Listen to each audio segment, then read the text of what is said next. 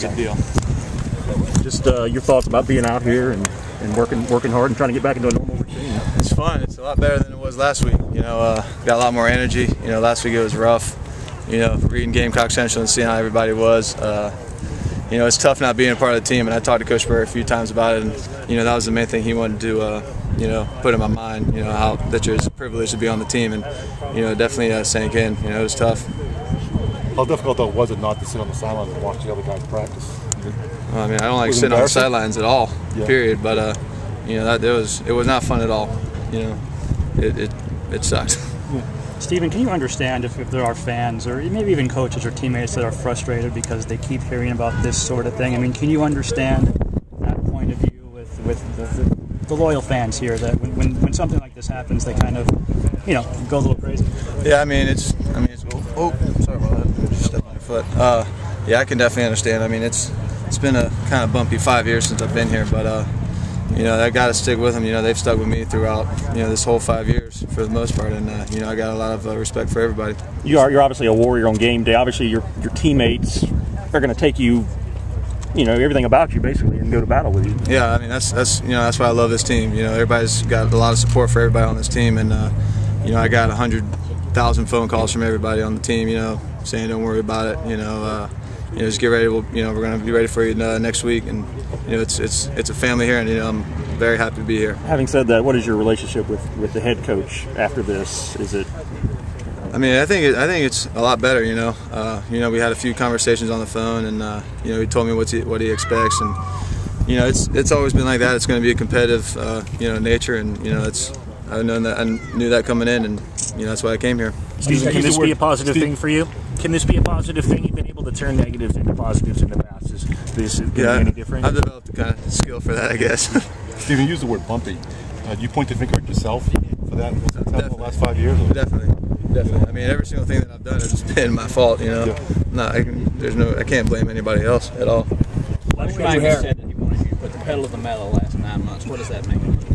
What? Coach Schmeichel said he was going to put the pedal to the metal for the last 9 months. What does that mean to you? What do you need to do these last 9 months to close it out? Eat, sleep, drink, and think about football and nothing else but football. And that's what I'm doing. And I started.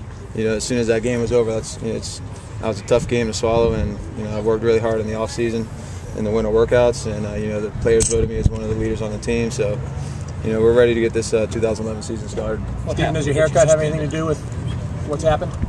Not at all. Coach Sprayer gave me a list of suggestions, about 10 or 12 of them, and one of them was to cut my hair. And it's time for me to do it anyway. Can you tell some of the other suggestions? No, no. It's pretty confidential. But I took them to heart. What happened at the bowl game? The actual game? No, it led to the suspension. I don't really want to get into that. It's kind of a in-house deal, and it's just going to leave it at that. We handled it. It was 3 months ago, and it's kind of distracting, talking about it still. But there may be a perception, though, that it affected your performance in the game. Can you kind of put that to rest? Yeah, not at all. It did not affect anything at all. The turnovers just killed us. That's why we lost that game. When were you informed by Coach Burr you got to miss the first week? We had the team meeting on Monday, and he talked to me and Clifford and told us that he's going to talk with some of the coaches and figure out what he wants to do. And he called me Tuesday morning and left a voicemail. When I got that voicemail, I kind of had to let it sink in, and I couldn't really talk to him or call him back at that time, just because I was so distraught. And I talked to him later that night and talked about it for. So the jury had been out for 3 months, basically, is what was going to happen discipline-wise. Yeah. Did you think that it was gone? Were you surprised that there was discipline at that point? Did you think that would happen was done in the class? I thought so, but it's Coach's team, and I'm playing on his team, and it is what it is. And I accepted the fact that I got suspended, and had to move on. I'm ready for this year. So are you having to work back in the ones? What's the situation now with you and Connor? What's the probably the same thing it was last spring. He's giving him a lot of reps. He's giving Dylan a lot of reps. Giving Clifford a lot of reps. That's the nature of football. And Coach Spurrier, it's always competitive, trying to get the other player better. So I'm looking forward to it. It's the same thing as it was last spring. Of those 10 or 12 suggestions he gave you, you're going to try to do all of them? Oh yeah, I got to. Spurrier said, I think it was last week, that basically this, you've been pretty well behaved the past couple of months. I mean, do you are pretty confident this is the last time you'll be answering questions like this as you go into your senior for year? sure.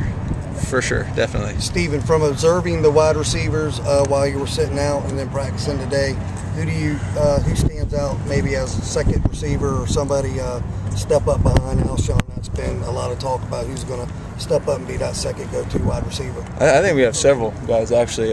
D'Angelo Smith is playing pretty well since I've been out here, and Lamar Scruggs is doing some good things. So you never know. I think if we put them in the game, I mean, if they get a firm grasp of the offense, I think they could definitely be some solid backups for him. Your thoughts on Bruce Ellington?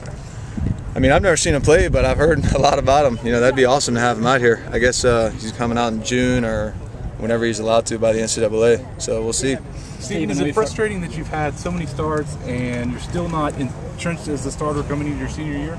No, that doesn't really bother me. It's competition. That's football. I'm not worried about it at all. Stephen, one of the things in the past a lot of quarterbacks have had trouble with is being able to handle being a quarterback under Steve Spurrier. You seem to kind of go with it, and it seems like he does it.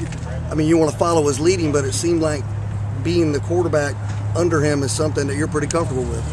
Well, I mean, I've been here for long enough. I know. I watched him when I was a kid growing up. I saw how he, his interviews after games. I just saw how he coached. I mean, I knew everything coming in, and I've developed some thick skin. But I love playing for him. There's been a lot of other quarterbacks haven't made it to their fifth year, so. Yeah, that's true. Stephen, you just said that you know this will be the last time you do this, but you've said that before. How do you make sure that nothing else happens? Just got to be smarter. That's the bottom line. Last time I got in trouble was 3 or 4 years ago. So, it was a bad decision on my part. Down in Atlanta, and nothing bad's gonna happen again. That's a guarantee. So, Thank you. Good.